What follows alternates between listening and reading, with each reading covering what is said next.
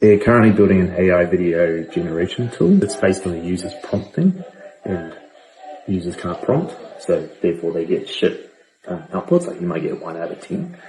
And he talked about how, like, when you break down a task, say like a report for comps, that asking for a report is like a terrible prompt. And then actually you got to break down the components of that report and what does it look like. So not just the report itself, but all the things that it has to do to go get the information it needs and the research to build the report. So rather than just asking, hey, go do this thing for me, like, what are all the parts and how do you break them down to smaller components and then ask for each one sequentially, like depending on the order of events. And he said once you do that, that set of instructions can be like codified into your prompt.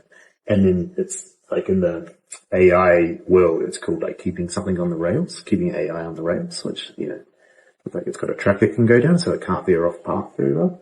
And I was telling him about the build that we're trying to do with the AI agents. And he was like, oh, that there is like the secret sauce to everything. Like no one, because currently I've got 658 tasks in our agency broken down. And he's like, yeah, no one could do that. Like that's not a thing. So, I know we've been struggling with like, how do we prompt really well? And you get disheartened with like the things you get back.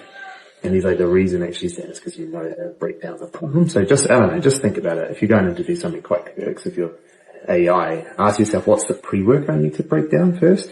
And then what's the production or like the output work I need to break down? And can you do it in like stages? A lot of the time for some of the stuff I do, I just do it all in one big prompt because I didn't know what I was doing, but I had it all broken down.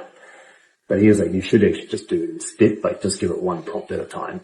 Like do your breakdown and then give it one at a time and it'll work through. And you won't get as many compacting, can't think, retry errors.